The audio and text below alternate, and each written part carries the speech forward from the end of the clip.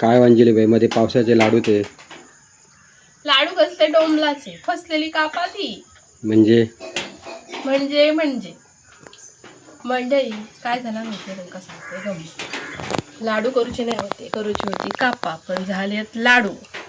तुम्ही म्हणशात बरे तर दिसतो मस्त तर माझी कापा कधीच फसलत नाही म्हणजे उगाच मोठेपणा नाही पण नाही कधीच माझी आजपर्यंत कापा फसली नाही अशी.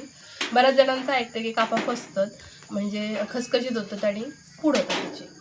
तर यावेळी नेहमीप्रमाणे कापा करून घेतलंय बहिणींनी सांगितलं मला कापा हवी आहेत म्हणून म्हटलं करूया आमका पण थोडी जातीत.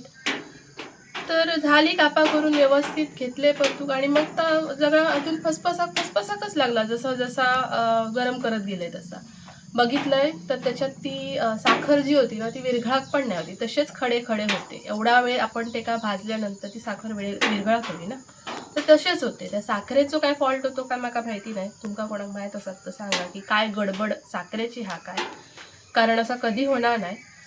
मग मी काय केलेलं आहे सगळी पुढं तिथे भरले डब्यात आणि घातले एक चमचो म्हटला तर चमच्यान घ्यायची आणि खायची एक चमचो तोंडात टाकायचो.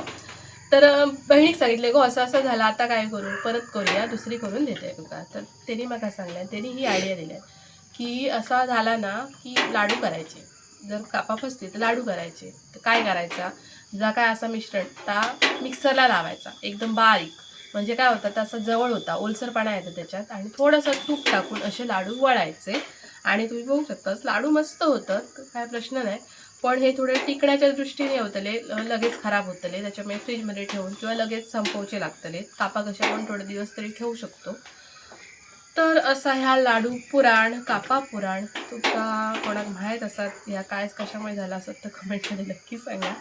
आणि येवा कसले नारळाच्या कापाचे लाडू खाऊक फसलेले फसलेले लाडू खाऊ फसलेली कापा खाऊ.